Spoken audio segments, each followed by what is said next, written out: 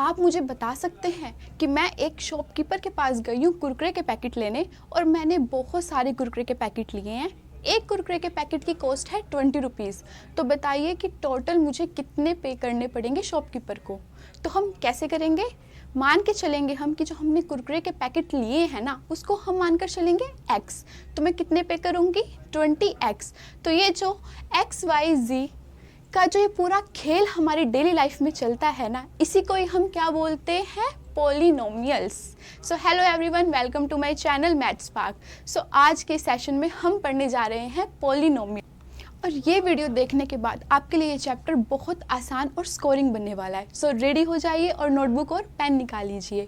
सो सबसे पहले हम स्टार्ट करते हैं पॉलिनोमियल्स। सो ये पॉलिनोमियल्स आखिर में होते क्या हैं? सो बेटा, जो भी हमारे मैथमेटिक्स में अलजेब्रिक एक्सप्रेशंस होते हैं उन्हीं का ही एक पार्ट होता है पॉलिनोमियल। और कौन से अलजेब्रिक एक्सप्रेशंस को हम पॉलिनोमियल कहते हैं? जिनके जो वेरिएबल्स हैं उनकी जो पावर है वो होनी चाहिए नेचुरल नंबर या फिर होल नंबर। उन अलजेब्रिक एक्सप्रेशंस को हम क्या बोलते हैं? पॉलिनोमियल।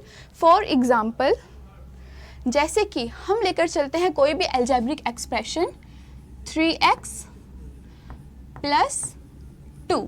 अब ये जो हमारा अलजेब्रिक एक्सप्रेशन है ना, इसमें आप x की पावर देखिए। यहाँ पर x की पावर क्या है? अब कोई पावर नहीं है तो हम क्या मानकर चलते हैं? 1। जब x के ऊपर कोई पावर नहीं शो होती तो उसका मतलब क्या है कि x की पावर है हमारे पास 1। अब ये जो x की पावर 1 है ये हमारे पास पॉजिटिव नंबर है, आप नेचुरल नंबर और होल नंबर भी कह सकते हैं। तो ये हमारे पास जो अलजेब्रिक एक्सप्रेशन हमें दिया गया है ये हमारे पास क्या होगा? पॉलिनोमियल। क्या कहेंगे हम इसे? पॉलिनोमियल। अब एक और एग्जांपल से समझते हैं। अब हमारे पास एक और एक्सप्रेशन गिवन है 3x² + 2√x + 5। अब यहाँ देखिए, ये जो 3 के साथ वेरिएबल लगा हुआ है इसकी पावर तो हमारे पास नेचुरल नंबर है या फिर पॉजिटिव नंबर है, लेकिन जो हमारे पास से x की पावर है यहाँ पर, अब ये जो हमें यहाँ पर √x गिवन है, अब √x को हम सिंप्लीफाई करके और क्या लिख सकते हैं? x की पावर 1/2। और ये कैसा नंबर हो गया हमारे पास? पावर कैसी हो गई? फ्रैक्शन। और फ्रैक्शन के जो अलजेब्रिक एक्सप्रेशंस होते हैं बेटा वो हमारे पास पॉलिनोमियल नहीं होते। समझ में आया इतना सबको? वो हमारे पास पॉलिनोमियल्स नहीं होते। अब बात करते हैं हम जो पॉलिनोमियल्स हैं। अब हम बात करते हैं कि जो पॉलिनोमियल्स हैं इनकी क्या कैरेक्टरिस्टिक्स होती हैं या फिर इनके आगे पार्ट्स क्या क्या होते हैं। हमें पॉलिनोमियल्स में जो एक्सप्रेशन है उसके अंदर कौन कौन सी टर्म्स दिखाई देती हैं? फर्स्ट है हमारे पास ये जो x है, या फिर जो भी हम अल्फ़ाबेट यूज़ करते हैं अलजेब्रिक एक्सप्रेशन में उन्हें हम क्या बोलते हैं? वेरिएबल्स। क्या बोला जाता है? वेरिएबल्स। अब इनको हम वेरिएबल्स बोलते क्यों हैं? क्योंकि इनकी जो वैल्यू है वो वेरी करती रहती है। मतलब x की जगह पर हम 1 भी पुट कर सकते हैं, 2 भी पुट कर सकते हैं और 3 भी पुट कर सकते हैं। इसलिए हम x को क्या मानकर चलते हैं यहाँ पर, या फिर जो भी अल्फ़ाबेट हम यूज़ कर रहे हैं अलजेब्रिक एक्सप्रेशन लिखने में या फिर पॉलिनोमियल लिखने में, क्या कहते हैं उसको हम? वेरिएबल्स। अब जो हमारे पास वेरिएबल्स के आगे नंबर लिखा होता है वो क्या कहलाता है? कोफिशिएंट। वेरिएबल्स के साथ जो हमारा नंबर मल्टीप्लिकेशन की फॉर्म में होता है वो कहलाता है पॉलिनोमियल। जो हमारे पास एक नंबर अकेला लिखा होता है ना, जिसके साथ वेरिएबल नहीं लगा होता, वो क्या कहलाता है? कांस्टेंट। अब हम बात करते हैं पॉलिनोमियल्स के क्लासिफिकेशन के बारे में कि जो पॉलिनोमियल्स हैं उनको हम कैसे कैसे क्लासिफाई करते हैं। सबसे पहले पॉलिनोमियल्स को क्लासिफाई किया जाता है on the basis of their terms, कि किसी पॉलिनोमियल में कितनी नंबर ऑफ टर्म्स है उस बेस पर हम पॉलिनोमियल्स को क्लासिफाई करते हैं। फॉर एग्जाम्पल, जैसे कि अब मान लीजिए कोई एक पॉलिनोमियल है उसमें सिर्फ एक ही टर्म है, जैसे यहाँ लिखा हुआ है हमारे पास 5x। अब 5x में हमारे पास कितने नंबर ऑफ टर्म्स हैं? ओनली 1। तो इन्हें हम क्या कहेंगे? मोनोमियल। अब मोनोमियल का मतलब होता क्या है? मोनो मीन्स 1 और monomial means 1 number of term, कि जिस पॉलिनोमियल में सिर्फ एक नंबर ऑफ टर्म होती है उसे हम क्या बोलते हैं? मोनोमियल। Next is binomial. अब बाइनोमियल क्या होता है हमारे पास? Bye means 2। जिस पॉलिनोमियल्स में 2 नंबर ऑफ टर्म्स होती हैं वो कहलाते हैं हमारे पास binomial. For example, x plus 2। अब यहाँ पर कितनी नंबर ऑफ टर्म्स हैं, देखो ये x 1 number of term, second is 2, ये हमारे पास सेकेंड नंबर ऑफ टर्म्स हो गई। तो टोटल हमारे पास कितनी बन गई यहाँ पर, 2 number of terms. Next is trinomial. Try means 3, try means 3। जिस पॉलिनोमियल में 3 टर्म्स होती हैं उन्हें हम बोलते हैं ट्राइनोमियल। जैसे कि देखो यहाँ पर x² प्लस x प्लस 1 हमारे पास एक पॉलिनोमियल गिवन है। यहाँ पर हम काउंट करेंगे कि नंबर ऑफ टर्म्स हमें कितनी गिवन है। Next is x and next is 1, कितनी हो गई हमारे पास 3। तो इस टाइप के पॉलिनोमियल्स को हम क्या कहेंगे, ट्राइनोमियल। नेक्स्ट हम क्लासिफाई कर रहे हैं पॉलिनोमियल्स को on the basis of their degree. अब डिग्री के बेसिस पे हम कैसे क्लासिफाई कर सकते हैं, first is linear polynomial, second is quadratic polynomial and third is cubic polynomial.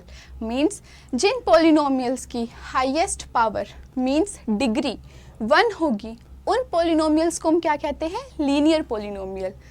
Power means degree 2 होगी उन पॉलिनोमियल्स को क्या कहा जाता है, क्वाड्रेटिक पॉलिनोमियल। अब एग्जाम्पल भी देख लेते हैं इनके, जैसे कि लीनियर पॉलिनोमियल। अब यहाँ पर x की पावर कितनी है हमारे पास, 1, तो हाईएस्ट पावर कितनी हो गई हमारे पास, 1 ना। तो ये कैसे पॉलिनोमियल हुए, linear polynomial. Next is quadratic polynomial. अब एग्जाम्पल देख लेते हैं क्वाड्रेटिक पॉलिनोमियल का। यहाँ पर x की पावर हमें कितनी गिवन है, 2, तो ये कैसे पॉलिनोमियल हो गए हमारे पास, क्वाड्रेटिक पॉलिनोमियल। और क्यूबिक पॉलिनोमियल कौन से होते हैं हमारे पास, जिनमें हाईएस्ट पावर मींस डिग्री किसी भी पॉलिनोमियल की 3 होती है, तो उनको हम क्या कहते हैं, क्यूबिक पॉलिनोमियल। अच्छा, एक और टाइप है हमारे पास जिसे हम कहते हैं कांस्टेंट। अब कांस्टेंट क्या होता है, कांस्टेंट हमारे पास वो नंबर होता है जिसके साथ कोई वेरिएबल लगा नहीं होता। और हम क्या कह सकते हैं कि जो हाईएस्ट पावर है वेरिएबल की वो क्या होगी, 0। जैसे हमें यहाँ पर 5 गिवन है, तो 5 को क्या हम ऐसे लिख सकते हैं, तो क्या हम 5 को लिख सकते हैं 5x की पावर 0, लिख सकते हैं हम 5x की पावर 0, यस। क्यों, क्योंकि जो x की पावर 0 है ये हमारे पास एक आइडेंटिटी है कि कभी भी अगर वेरिएबल की पावर 0 होगी तो उसकी वैल्यू कितनी होती है हमारे पास, 1। सो ये हमारे पास क्या बन जाएगा यहाँ पर, 5x की पावर 0 मीन्स 1। तो हमारे पास इसको कैलकुलेट कर कर क्या बच जाता है, 1। यहाँ तक क्लियर हुआ सबको, ऐसे ही आगे सारे पॉलिनोमियल चैप्टर तुम्हें क्लियर होगा। नेक्स्ट, अब हम जितना हमने पढ़ा है उससे रिलेटेड कुछ क्वेश्चन सॉल्व कर लेते हैं फटाफट से। नोटबुक्स रेडी है ना सबकी। Square plus 5x plus 2। अब हमें इसमें बताना है कि हमारे पास, अब हमें इसमें बताना है कि ये हमारे पास किस टाइप का पॉलिनोमियल है। हमें इसकी क्लासिफिकेशन करनी है on the basis of number of terms and degree. So सबसे पहले देखते हैं इसमें नंबर ऑफ टर्म्स कितने हैं हमारे पास, 1, 2 एंड 3 नंबर ऑफ टर्म्स है। तो ये हमारे पास कैसा पॉलिनोमियल होगा, ट्राइनोमियल। तो ये हमारे पास कैसा पॉलिनोमियल होगा, ट्राइनोमियल।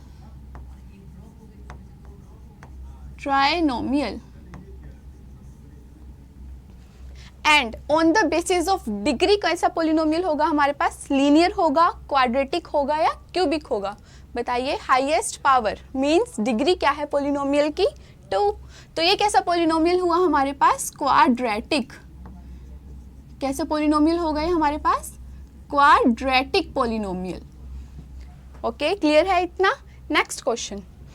अब नेक्स्ट क्वेश्चन है हमारे पास 9x² प्लस 5√x प्लस 3। सो अब देखते हैं ये किस टाइप का पॉलिनोमियल है। सबसे पहले हम काउंट करेंगे नंबर ऑफ टर्म्स के बेसिस पर। तो 1, 2 एंड 3। तो ये कैसा पॉलिनोमियल हुआ, 3 नंबर ऑफ टर्म्स है, तो क्या कहते हैं हम, ट्राइनोमियल। Very good. तो ये हो गया हमारे पास ट्राइनोमियल।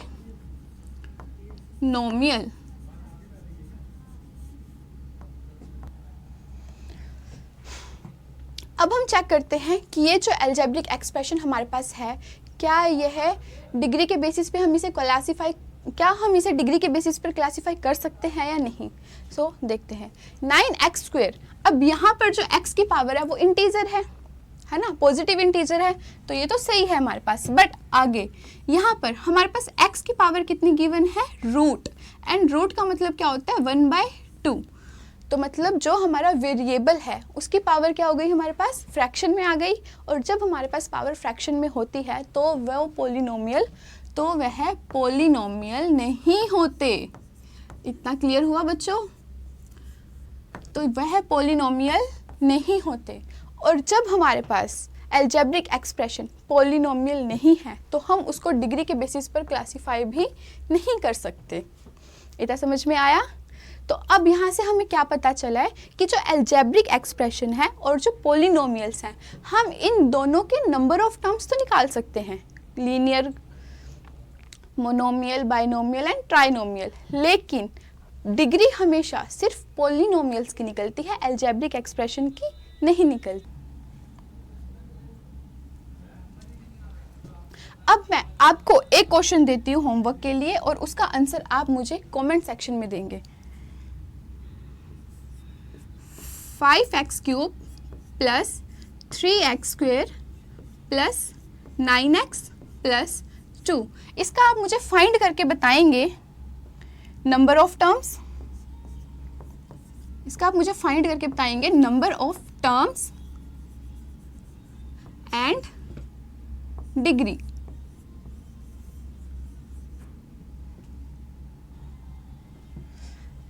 डिग्री। और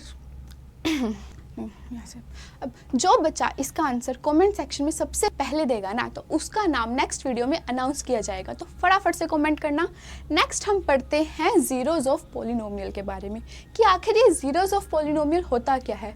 और इसमें बच्चे इतना कंफ्यूज होते हैं कि जीरोज पता नहीं क्या सुन लिया हो जैसे।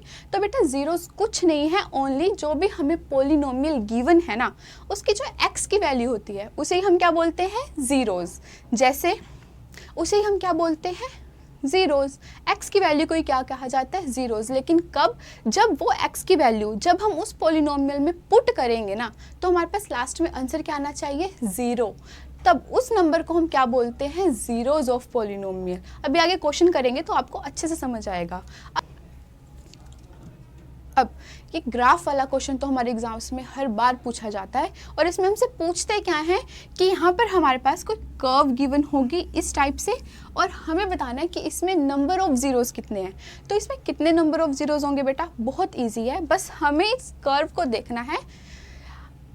बस हम इस कर्व को देखेंगे और देखेंगे कि कितने एक्स एक्सिस के पॉइंट पे ये जो लाइन है ना, ये जो कर्व बनी हुई है, ये इंटरसेक्ट कर रही है या फिर टच कर रही है। अब देखते हैं, ये हमारी एक्स एक्सिस है, ये हमारी एक्स एक्सिस है। अब ये जो लाइन है या फिर कर्व है, ये जो कर्व है ना, ये इस लाइन को कितने पॉइंट्स पे टच कर रही है? एक तो ये यहाँ पर टच कर रही है और दूसरा यहाँ पर टच कर रही है। तो क्या आप मुझे बता सकते हैं कि इसमें नंबर ऑफ जीरोस कितने होंगे? 2। क्लियर हुआ है ना? इजी। ऐसे सब क्लियर होगा बेटा, टेंशन नहीं लेनी बस तुमने। बस तुम सीखने के लिए मोटिवेटेड रहो, सब अच्छे से होगा। नेक्स्ट है हमारे पास फैक्टराइजेशन। अभी फैक्टराइजेशन क्या होता है? पॉलिनोमियल्स को छोटे छोटे टुकड़ों में डिवाइड करने को क्या कहते हैं? कौन कौन से टाइप्स हम फैक्टराइजेशन कर सकते हैं? सबसे पहले हमें गिवन है कॉमन फैक्टर्स। अब ये कॉमन फैक्टर्स क्या होता है? Identifying and extracting the HCF।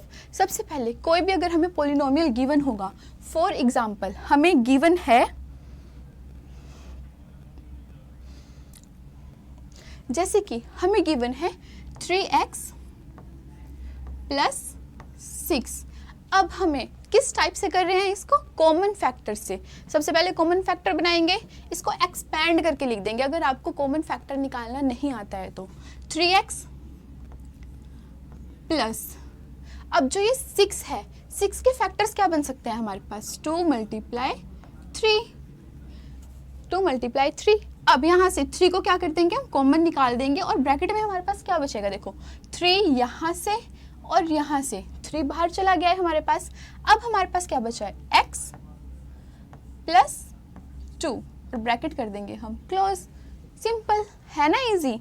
Next method है हमारे पास ग्रुपिंग टर्म्स। इसमें हम क्या करते हैं? टर्म्स हमारे पास ग्रुपिंग टर्म्स, इसमें हम क्या करते हैं, इसमें हम जो हमारे पास पोलिनोमियल गिवन है ना उसमें 2 के पेयर्स बनाते हैं। मान लीजिए जैसे हमारे पास एक पोलिनोमियल गिवन है 4 टर्म्स का, ठीक है, उनके हम 2 के पेयर्स बनाएंगे और उसमें से कॉमन निकाल लेंगे, जैसे हमने यहाँ पर कॉमन निकाला है। नेक्स्ट है हमारे पास फैक्टर थ्योरम। अब फैक्टर थ्योरम भी क्या होती है, वही जो हमने पहले डिस्कस किया था कि हमें x की कोई ऐसी वैल्यू पुट करनी होती है जिससे कि पूरे पोलिनोमियल क्या हो जाए, 0, उसे कहा जाता है फैक्टर थ्योरम। नेक्स्ट जो हमारे पास सबसे इम्पोर्टेंट टॉपिक है इस चैप्टर का और जो पेपर में 99.9999% आता ही है क्वेश्चन, वो है हमारे पास splitting the middle term method. अब स्प्लिटिंग द मिडल टर्म में होता क्या है, अब हमें क्या करना होता है, जो मिडल वाला जो नंबर है ना बेटा उसको हम स्प्लिट करते हैं 2 नंबर्स में, ठीक है, और फिर हमारे पास कितने नंबर्स बन जाते हैं, टोटल नंबर ऑफ टर्म्स कितनी हो जाती हैं, 4 नंबर ऑफ टर्म्स हो जाएंगी हमारे पास। फिर हम उनकी पेयरिंग करके ग्रुपिंग कर देते हैं और फैक्टर बना लेते हैं, है ना इजी। लेकिन मैक्सिमम बच्चे ये क्वेश्चन गलत करते हैं, उन्हें समझ ही नहीं आता है कि जो मिडल टर्म है ना उसे स्प्लिट कैसे करना है। तो इसके लिए बेटा हमारे पास कुछ रूल्स हैं, अगर हम किसी भी क्वेश्चन को उसके रूल्स से समझ के फिर सॉल्व करेंगे ना तो वो क्वेश्चन हमारा 100% करेक्ट ही होगा। तो हमने समझने पर फोकस करना है सबसे पहले। सो एक एग्जाम्पल लेकर हम समझने की कोशिश करते हैं कि आखिर स्प्लिटिंग द मिडल टर्म में होता क्या है। तो क्वेश्चन लेते हैं। सो हमें क्वेश्चन देखते हैं, x² + 5x + 6, ये हमने एक क्वेश्चन लिया है। अब हम देखते हैं इसको स्प्लिट कैसे करेंगे। सो हम देखते हैं कि इसको हम स्प्लिट कैसे करेंगे। तो सबसे पहले जो हमारी हाईएस्ट डिग्री वाली नंबर ऑफ टर्म होती है और जो कांस्टेंट टर्म होती है, इन दोनों को सबसे पहले किया जाता है मल्टीप्लाई। जैसे हमारे पास x² है एंड 6 है, इन दोनों को सबसे पहले क्या किया जाएगा, मल्टीप्लाई। तो देखते हैं मल्टीप्लाई करके हमारे पास क्या बनता है। जब हम x² को मल्टीप्लाई करेंगे ना बेटा 6 के साथ, तब हमारे पास बनेगा 6x²। 6x² बन गया हमारे पास। अब ये जो मिडिल टर्म है ना हमारे पास 5x, अब हमें इसे स्प्लिट करना है। स्प्लिट मतलब तोड़ना है। अब 5x को हम तोड़ेंगे कैसे, सबसे पहले 5 को देखते हैं। 5 को हमें तोड़ना है, मतलब हमें 2 नंबर्स चाहिए जिनको प्लस करके क्या आना चाहिए हमारे पास, 5। अब वो 2 नंबर तो कोई भी हो सकते हैं, 1 + 4 भी हो सकता है ना, 2 + 3 भी हो सकता है, 4 + 1 भी हो सकता है। तो हमें एग्जैक्टली लेना कौन सा नंबर है वो देखते हैं। अब हमें 2 नंबर चाहिए जिन्हें प्लस कर कर क्या बनना चाहिए हमारे पास, 5 बनना चाहिए। तो देखते हैं पहले वो नंबर कौन कौन से हैं। 1 + 5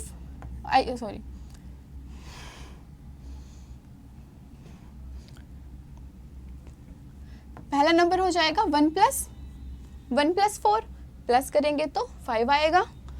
नेक्स्ट इज 2 + 3, ये भी हमारे पास क्या बनेगा, 5। Next is